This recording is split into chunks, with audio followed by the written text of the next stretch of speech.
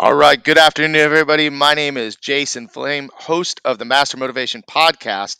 And, we've got a special interview today, guys. I don't usually do these on Tuesday, and I just did a quick one right before we got started here, but I had to make sure that this one came out today and we got it as quickly as we could on our schedule because just last week I was attending a Rotary Club event here in Moore Park, and we had a guest speaker, and this guest speaker just blew me away. Sometimes I'm falling asleep at 7 o'clock in the morning when we have these meetings, but I was wide awake, wide-eyed, and listening up close. As a matter of fact, I didn't. If you know me well, I didn't pick my phone up a single time, and I was hanging on every word he was saying. So let me introduce him.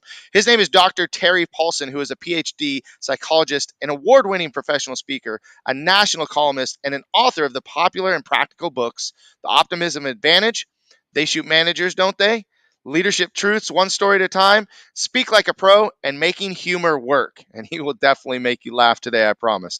Since founding Paulson and Associates Incorporated in Agoura Hills, California, Dr. Paulson has conducted practical and entertaining programs for organizations such as 3M, American College of Dentists, AHIMA, AMA, Amgen, Baxter, Blue Cross. Man, there's a long list. There's a lot of them. Hundreds of hospitals, government agencies, and numerous associations. I'm going to turn it over right away. Dr. Terry Paulson is on the show today. Thank you for being here. You bet. It's great to be with you. I enjoyed the talk the other day, and to get a chance to follow that up with a chance to expand on that is exciting. Now, I also realize after watching your open introduction, I'm not going to say anything that upsets you. I might get in the ring with you and be in trouble. Well, definitely a very fun pastime of mine. As a matter of fact, for those watching, I do have a match this Friday night, December 23rd at Millennium Pro Wrestling. It's called Legends Night, and I'll be there. So, yeah, I love Cool. professional wrestling. Always have loved it. So, So, Dr. Paulson, man, get us started with the information that you relayed to us at the Rotary meeting, because I was just hanging on it. You're talking about, core values and, America being, just the greatest place on earth to live. You talked about a Christian background and Christian beliefs, and everything that you were saying resonated with me. So I'd love to hear it again, and I'd love for the audience to be let, able to join in. let me give you just a little bit of background in the sense that when I went to graduate school in a program that mixed both theology. I have a master's in theology and a PhD in clinical psych. And that combination allowed me to get some of the best from psychology, but at the same time, really enhance and value the power and the impact of faith. So that opportunity was both. It was interesting because there's a lot of tension at times between psychologists and theologists, but the interaction that I had gave me a chance to really delve into the power that both of them could provide. But when I graduated from graduate school, right out of graduate school, I said to myself, I'm already used to poverty. So this is the best time to start my own company. So I just literally out of graduate school decided to open what we called the Assertion Training Institute. Now, I had done assertiveness training in training mothers of delinquent teenagers to be more assertive with their teens, how to find that middle ground somewhere between being aggressive or not saying anything at all. And in the process of doing that, I was presenting all over, the U.S. and sometimes around the world on that particular research. And I found I had a hot topic. So I opened up a center. But when you open up an Assertion Training Institute, the people who are most not assertive aren't assertive enough to call up. So no one was coming. So I had to really start speaking. So I started speaking to Rotaries, Chamber of Commerce, other kind of groups, and gradually helped establish that middle ground where people were coming in. We had programs that we were doing, both within corporations. I had an individual call me up and say, "Gee, we've heard about your program." And I said, "Wow, that's great." And he said, we'd like to have you come in to speak to our middle managers at IBM at our corporate headquarters. And I've been speaking to Rotary and Chambers, and I just said, "Wow, that'd be exciting." And IBM said, "I don't know if I can afford you." And I knew if I told them what I was charging, they would laugh. So I just said, "Well, it depends on how far I have to go, how many people are there." And I said, "What's in your budget?" And they told me, and I said, "You have me." Perfect. So I ended up speaking to them sometimes 20 times a year, and that just expanded my reach and reaching others. But my central message was the power of speaking up, the power of taking initiative and being active and assertive and facing your world. And that means if you got a dream, you make it happen. And I started speaking on that subject over and over again. It was very, very popular, but assertiveness began being picked up by women's groups, by other groups. So it was hard to kind of compete and find my niche. And at that time, Texaco and Getty Oil were combining, and I had done programs for both, and they wanted me to do a program on change. And out of that came this stress of how do you take advantage and make change work? And one of the things that we started talking about was optimism, and that was the focus of our talk the other day. Martin Seligman, who was a psychologist, actually one of the first presidents of the American Psychological Association, that talked about the issue, most psychology studies pathology. But why don't we study people who, instead of being pathological, end up being healthy? What makes people healthy in responding to things? And his first area was the area of assertiveness. Assertiveness isn't Pollyanna, it isn't doing nothing. It comes from a track record of overcoming obstacles. The more obstacles you have overcome, the more experiences you've had of getting up off the mat and succeeding, the more likely it is that you're optimistic that you can survive almost anything. And I shared with the group the other day, one of the real challenges we have in today's world, we're trying to make the world easier on people. We're trying to give them money instead of making them earn it. We're trying to be nicer to our children instead of having the discipline and making them earn the opportunity to do things. I shared the example of my son who came to me at 16 and said, "Are you going to buy me a car?" And I said, "No, I'm going to buy you a car." He said, "Everybody gets a car." I said, "Well, I don't think that's true. And even if it were true, it'll be everybody minus one." As a result of that, he said, "Well, how did I get you?" And he said, "Well, how am I going to get my car?" And I said, "In America, I only know 4 ways. Number one, you start your own company."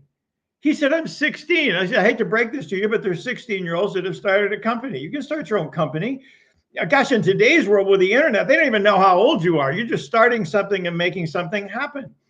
He said, the second thing is you can create something that people sell for you. You're an innovator, you're a creator. You create a product or a service or something, and then they'll sell it.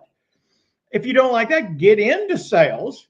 And sales is every single company, their number one hire has to be in the sales area, because essentially, if I can't sell the product or service, our company's going to die. And you have some good skills. I think you could be good in that area. So you find something you believe in, go to that company and say, "I want to sell for you because I believe in what you have to offer," and you can become a salesperson. And then I told him, if none of those excite you, I suggest you find the gift God's given you and find a way that you can get a job. You don't have to make a lot of money to be happy, but you got to find something you find passion in and that gives you a sense of meaning when you do it. And when you do that, you're going to be satisfied making that. And then I told him, I said, then you can afford your car because I'm not going to buy one. And he came back maybe, I don't know, 3 months later, and he says, "I know how I'm going to get my car." And I said, "Well, what are you going to do?" He says, "I'm going to write a book." He said, "I could create something." I felt like saying to him, "It'd be nice if you'd start with a term paper." But I didn't say that. I mean, I'm a motivator. He's my only child. I want him to do better. So I said, "Okay, what are you going to write?" He said, "I'm going to write it with you." And I said, "Oh, that's interesting. I didn't even know what you were talking about." He says, "We're going to write a book called Favorite Family Lectures." And I looked at him and I laughed. I said, "What do you say?" He said, "Well, you've given me so many lectures and some of them are really good. And I know parents don't know what to say to their kids. So we're going to put together a book of the favorite lectures.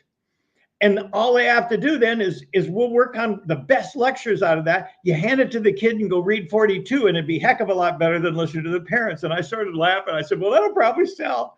So we worked a number of years. We interviewed teens, we interviewed parents, and we put together a book of life lessons. It was essentially the secrets of life every teen needs to know. And it was the life lessons that parents and teens said they valued. And so we put this together, and that kind of launched both of us starting to talk about the value side of things.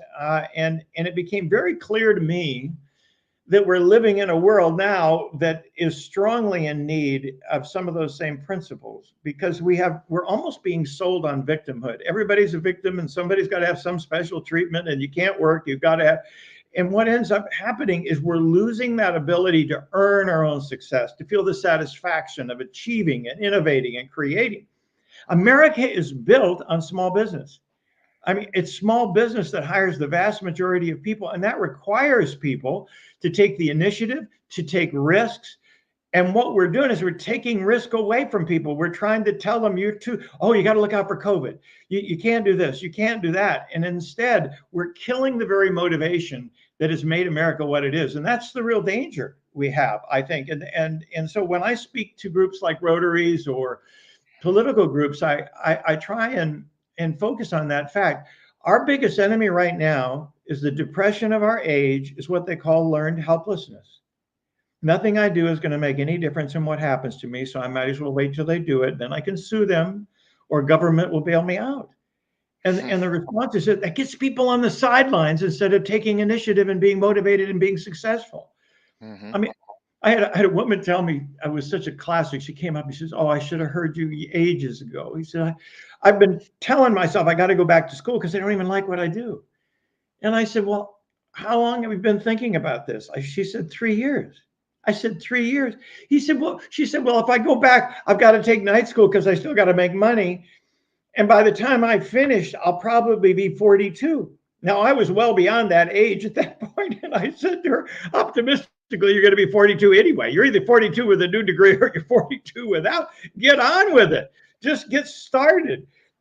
We have a world that needs to get started. And COVID was a killer for us. It got people on the sidelines.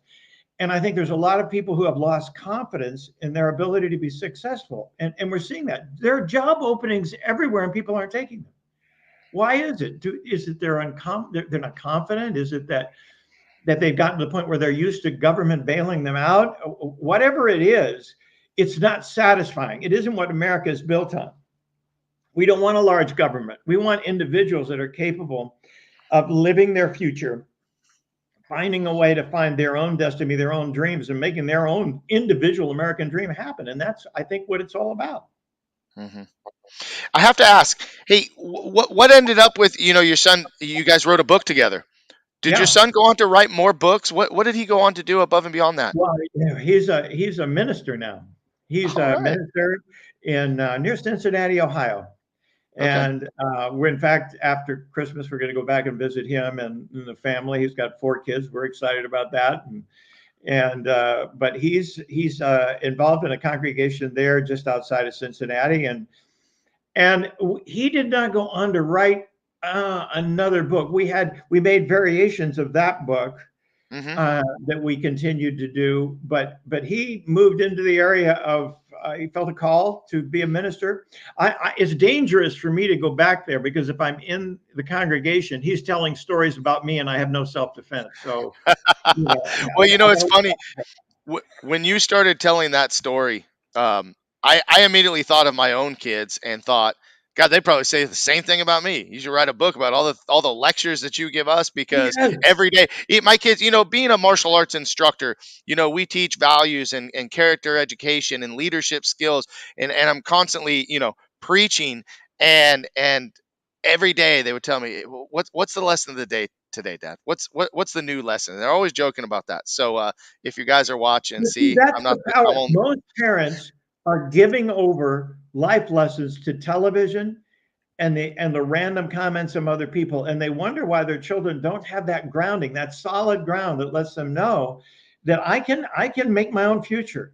I think when you realize that part of our job as parents is to frustrate our kids. If they're not frustrated enough, they'll never leave. They'll never leave. We're going to stick with them for life. So our job is, with frustration comes the ability to overcome a problem, a difficult situation.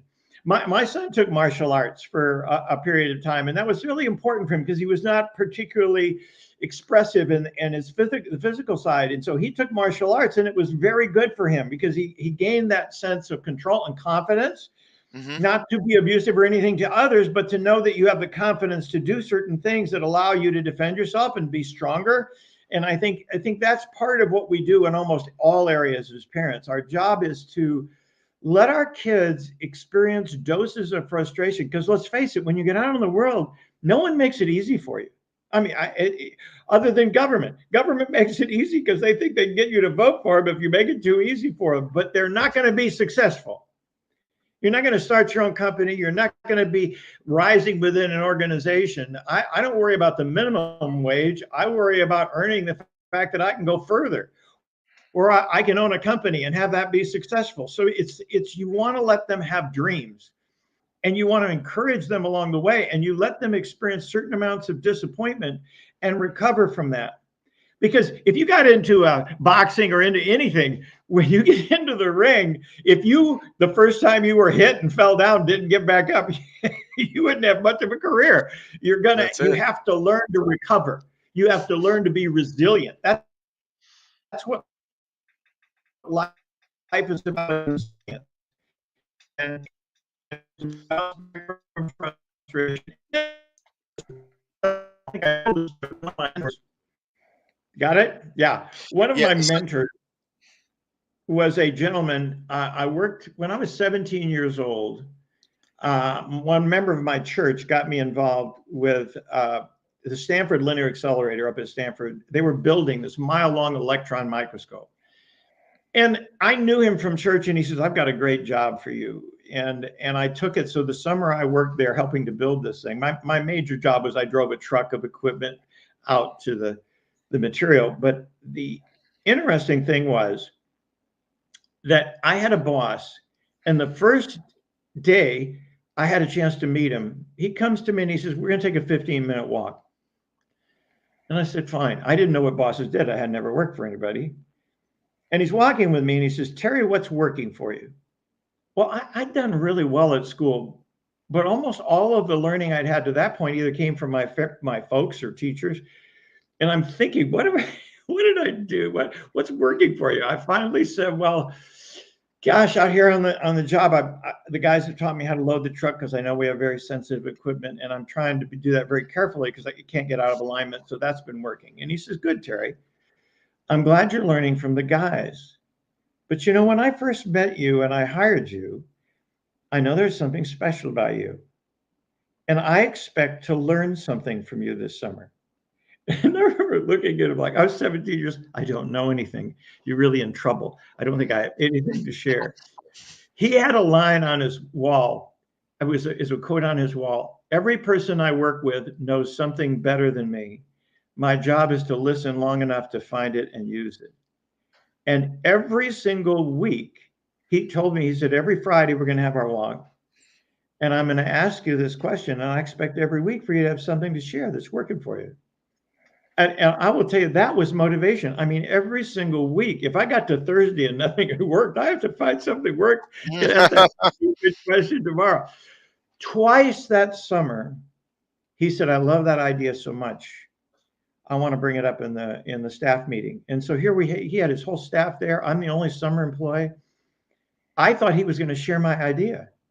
And all of a sudden he says, "Gee, I almost forgot. Terry came up with something the other day. In fact, I think it's something we all need to think about because I think we could use this." He said, "Terry, you did such a good job of explaining it to me. Why don't you explain it to them?" And I looked at him like, betrayal. I'm 17. I'm not going to speak here. And I shared my idea. And the whole group loved the idea, and they ended up making changes. At the end of that summer, I mean, there were probably 2 or 3 ideas he picked up. But he walked me to the car and he said, "You want to know something? I told you were special at the beginning of the year, and you're going to be special. You've got a lot of gifts. I just want you to know if you ever need a job, you come back here. I'd hire you in a minute, but I don't think you're going to need it." Wow. And I went into my senior year of high school with that man's confidence. Now, here's the fun part. 40 years later, UC Berkeley, a weekend seminar, 400 people were there to hear me.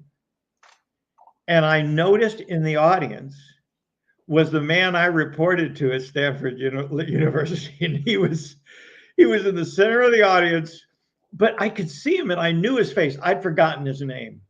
And I stopped the whole thing. And I said, "There you are." And it was like my hero had forgotten me. And now 40 years will do something too. So I didn't look like that 17-year-old, but I said to him, "I reported to you when I was 17 years old, Stanford Linear Accelerator, and you're part of the reason I'm up here." And I got to tell the entire audience this story about what he did for me as a manager and how he did this. And he was a humble guy. He was a strong Christian. And he was just up there going, oh, no, no. And all the guys who worked for him, they came up to me later and he says, he still asks that stupid question. And I'll just tell you the impact a person who believes in you can have on you. It is a powerful thing. That doesn't mean it's a blind belief. It means I care enough to confront you when you're doing something wrong. I care enough to make you earn it on the basis of going through this. But I believe inside of you is something great, and you're going to find a way to make this work. And I was blessed to have a dad that was like that with me. Mom and dad were great parents, and I respected both of them. And then I had Jack Nichols was the guy's name, and he was marvelous. There have been people in my life. I had the dean of my graduate school of psychology. He had graduated from USC, and he was so knowledgeable. And I picked him as my dissertation chair because I figured if I picked the dean, no one would give me any trouble, So I'm in there, and all of a sudden I came to him and I said, I'm having a problem with this, and I wanted to get your ideas because he was brilliant. And he looked at me, and I loved his statement. He says, Terry, I know I might be able to share something, but you've been thinking about this far longer than I have. What's your best idea? And I felt like saying, no, that's why I'm here. I don't have a best idea. I don't know what I'm going to do. And he pulled out of me ideas that then he encouraged, he helped move my path. I think mentors don't tell you the ideas sometimes. They create an environment through the questions, the encouragement, and the support they give you to help you build confidence that you can make it happen. Because I said it before, the depression of our age is learned helplessness. There's too many people out there who don't believe they can be successful. And they only have two options. They either blame themselves or they blame other people. Well, if I got to blame other people for why I'm behind, you don't get ahead. And if you don't have the confidence, the gradual confidence that comes, not from an unrealistic, everybody has to be able to confront themselves. You have to be able to say to yourself when you make a mistake and then put your emphasis out the front window. I always tell people I worked with in clinical work, I said, life is like a moving vehicle with no brakes. There's no off ramp. You can't turn the sucker around. You're going one direction. And he said, but that's why your rear view mirror is smaller than your front window. Can you imagine a huge rear view mirror and a little window this to manage where you were going? I said, too many people live their life in the rear view mirror, worrying about what they've done or what they can't do instead of focusing on what are you going to do now? That's where assertiveness and optimism comes in. I believe because of the track record I've had in overcoming obstacles and challenges over 77 years of my life, then I'm going to be able to handle the next one that comes my way. Mm-hmm. And I'm not frightened by that. I kind of look forward to it because there are more stories, there are more experiences that I have that allow me to gain that. And I think that's the message we need to get to Americans today, is that get out of your comfort zone, get out into the world, make choices. You're going to make some mistakes, but in the process of doing that, you're moving. And with movement comes the ability to make success. And all of a sudden, you're in a place where you're beginning to master that motivation and the opportunities that are out there. Too many people are waiting for somebody else to be the magic for them, and it just isn't going to happen. You've got to take that and internalize it. Yeah, I think that this is, such a powerful message and several different messages that all tie into one. I wanted to ask you this, and I didn't ask it at the meeting, but, what is something for you that was a really big challenge that you had to overcome, maybe as a child, maybe as a young adult, maybe something that's lasted through your life that you'd be willing to share? Is there a major obstacle that you've had to deal with and overcome? Wow, that's a good question. I have been fortunate in having wonderful parents and a lot of things that went my way. But I will say that in the process of starting my own company, I mentioned the Assertion Training Institute. Mm-hmm. There was a good friend of mine who also was a psychologist who had also done research in the area. And we decided to start our own company together. Well, we had no money. We literally were starting this. And at the very pivotal time of this launch of this new business, he came to me and said, Terry, I've got an offer to go to Washington, D.C. to start a company there, and I've got funding to do this. And I hate to say this to you, but I just can't stay here. And I all of a sudden was confronted with the reality. It was now all on me, and Mhm. I didn't have a lot of money. And I just said to myself, even if this doesn't work, you got plenty of time to work for somebody else. Hmm. And I went to one of my supervisors, clinical supervisors in North Hollywood. Donna Satterfield was her name, and she never wanted to start her own company. Well, she had been a supervisor for me as a psychologist, and I said, "Would you like to join my company? And we could do this together." And she said, "I have no interest in starting a company. I like working in community mental health, but I'll supervise and work with you in this process until you get on your feet because you've got a gift, and I got to help you get there." And she was instrumental in helping me. But I think there's part of the secret. You don't have to have all the information yourself. You need to surround yourself with people. Mhm. I believe in collaborative problem solving in school. That's called cheating. I mean, ultimately, I don't care where the idea comes. I want to surround myself with people who care enough about you to give their best ideas, to Mhm. confront you when you need it. My goodness, I've had people who confronted me on some of the things that I've done, and I've been thankful for that. Too Mhm. many people are so afraid of being offended by what other people say. I don't get it. I mean, I think if somebody, my great uncle on the farms of Illinois, my parents would ship me off to the farms before I worked at Stanford because they grew up in the farms of Illinois. And one of the guys I worked with um, there was my mom's uncle, and his name was Harvey, and he was just a character. Never married, never had kids, but he loved kids.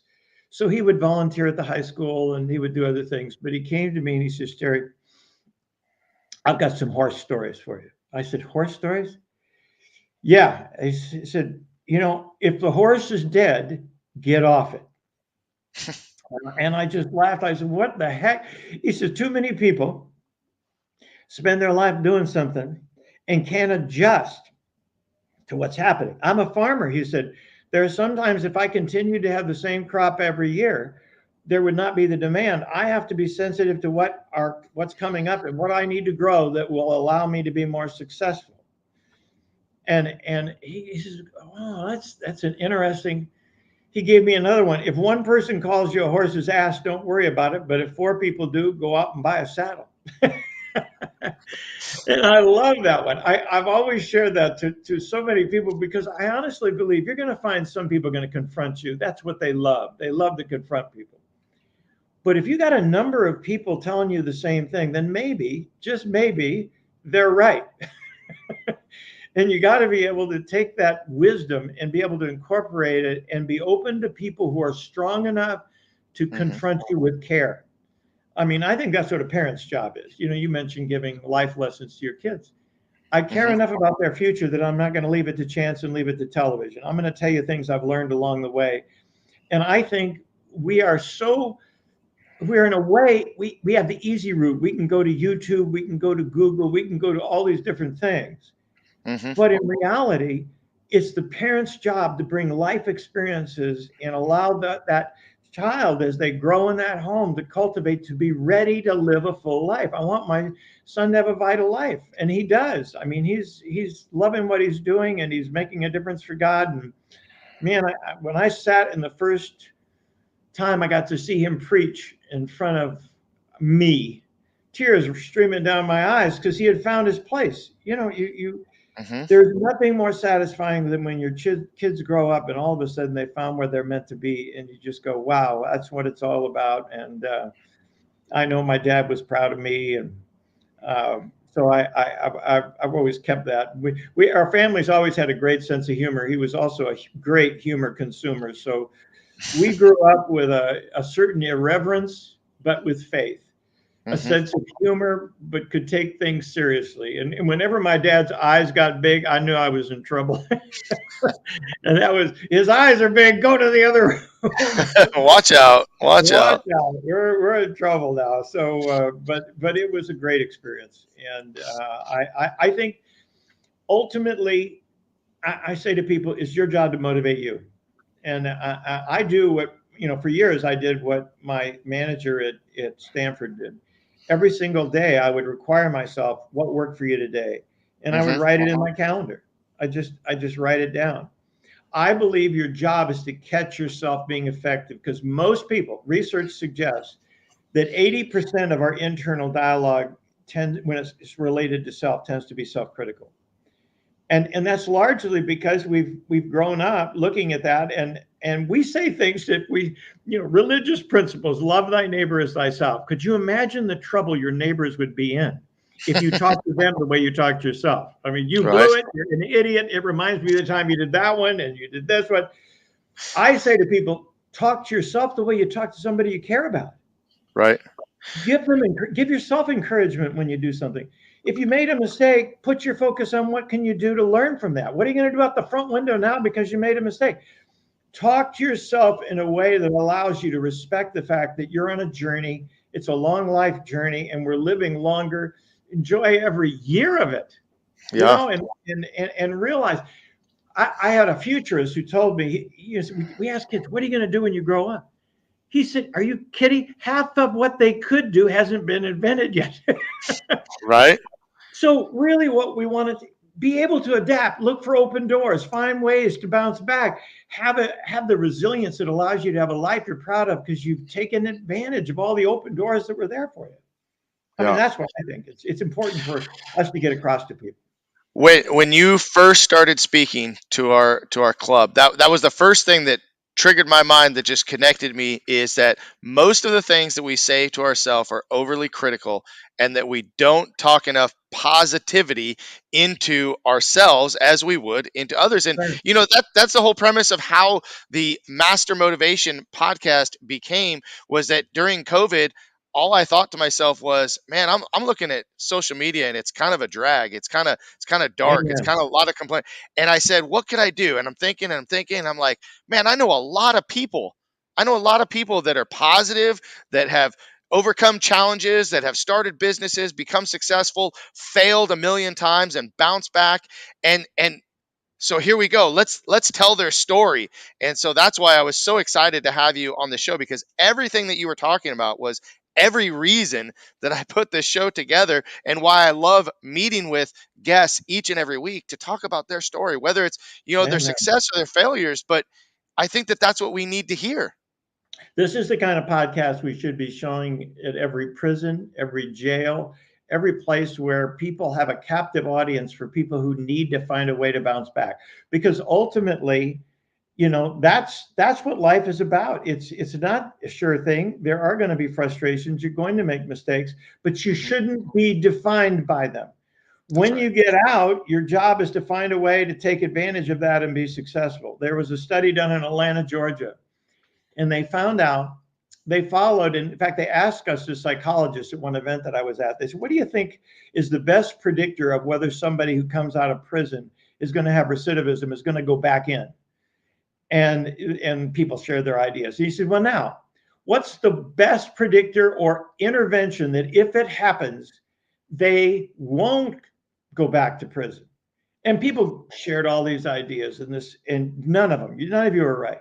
You know what it was? They had an uncle, an aunt, a friend of the family who, when they got out of jail, took them to church, introduced them to an entire new network of people, and got them Mhm. in touch with some positive message. Hey, you're a child of God and you have an opportunity to bounce back and do something. And instead of getting back to the same kids that had gotten them in trouble, they had an entirely new network, and those Mhm. kids didn't go back. I think we need to pick your friends wisely, but catch yourself being effective on a daily basis. Keep track of those. And if you have a bad day, go back and read the days you did something constructive and do it again.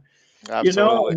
and I think that's the answer to so much of what is out there for people, because everybody's got gifts. You just got to find out how to use them. I agree with that 100%. Well, listen, I hate to stop now while we're on such a roll, but I got another appointment coming in, and I've You got definitely it. enjoyed this time. I think that we could potentially see a part two, if you're up for it in the future. Would Love love to to do chat it with you some someday. more. So again, thank you for being on the show today, Terry. Thank you everybody for watching. I think if there was one video that you were going to share that I've done so far, you should absolutely share this video and let some people watch this. But again, Terry, thank you so much, and I look forward to reaching out to you again and talking real soon. You bet. Thank you for being on the positive side of what we can do. All right, thank you, sir. Take care. All right, guys, we'll see you next time. Make it a great day. Take care. Bye bye.